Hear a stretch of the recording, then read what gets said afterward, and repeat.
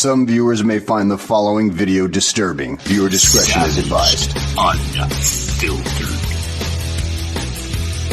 Behind the scenes, uncut, raw, uncensored, savaged.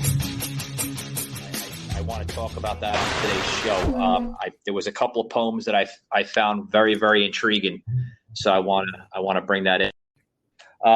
We're going to talk about we're going to talk about the finding small talk in coffee shops, and the reason why I want to have that type of topic today is because I love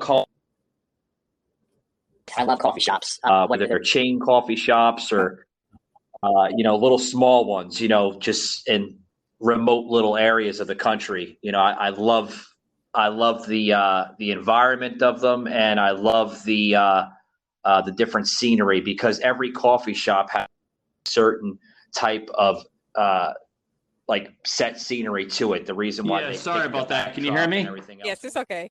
Yeah, we're having some storms here. I've recently moved from Atlanta, Georgia, over to Orlando, Florida here now, so we're getting some thunderstorm. It's that time of year in Orlando. I used to live in Orlando. Yeah, so sorry about it. I'll do the editing. That's what's great about editing. You can always edit out the glitches and everything else. Okay, so we were getting. I can pick back up. Yeah, we got into that quote that I had just quoted before we got kicked off. If you don't mind, you can pick it back up. So I didn't want to become a therapist because it's a lot of conflicts with therapy. One, I like to practice confidentiality with clients. So my goal is to not have to be summoned or subpoenaed to testify. If I was to have a client that told me something crazy, of course I wouldn't want to protect anybody that's abusive or anything like that. But there are other things that people might not want to be, discussed at a later time. So therapy does not give you that. And also therapy is, as a therapist, anybody, they can come and take your license, but as a life coach, you are your own entity, and it's not censored, or, nobody has control over what you do in that aspect. But also as a therapist, the goal of a therapist is to keep you coming back. Is the more I keep you coming back, the more I get a check from your insurance or your personal savings or whatever the case may be. So my goal is to create people who not only I don't want to help you make just one decision. I want to help you make continuous good decisions for the rest of your life. So if I teach you how to train your thought process, how to make better decisions, then you won't just make one decision. You won't need me every time it's time to make a decision.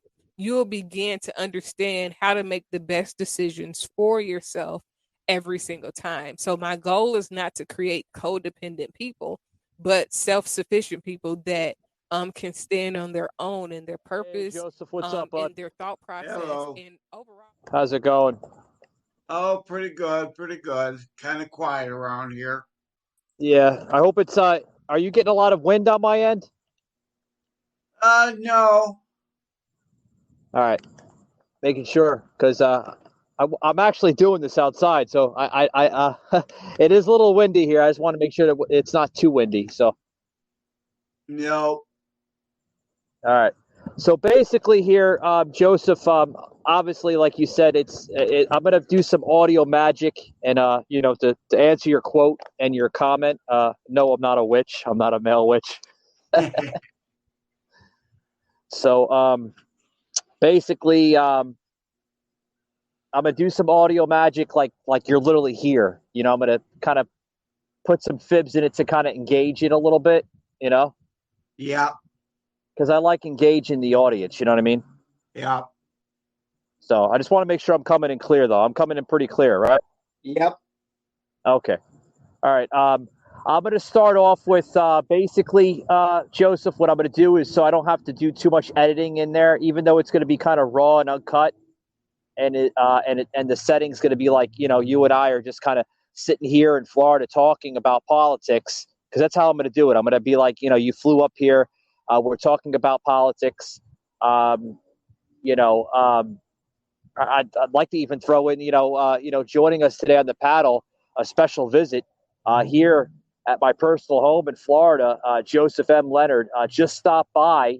Happened to call me on the phone and said that he was in town for a book signing, and he decided to stop by and just shoot some politics with us on this latest Biden saga. How does that sound? All right. All right. I'm also going to do some video plugins. I told you I'm plugging in like the first video.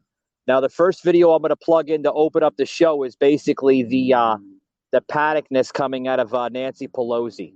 Hello. That's going to be in. Hey, Sauce, what's going on, bud? Oh man, did you get the screenshots I sent you from Tommy?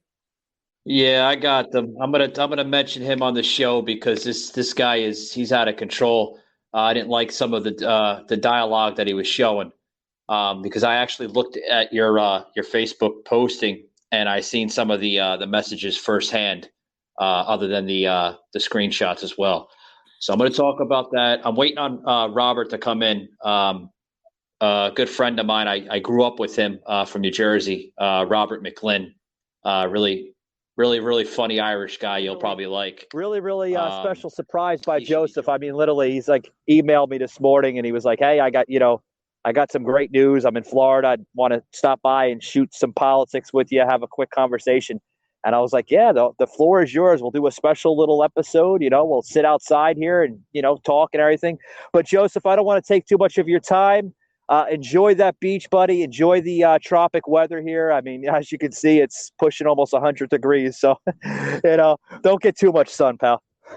Yeah, I got to run by the Walgreens, get some more sunscreen, and then, like I said, some serious lounging around to do. Yeah, go to Walgreens. Don't go to Commie CVS. You don't want to do that. All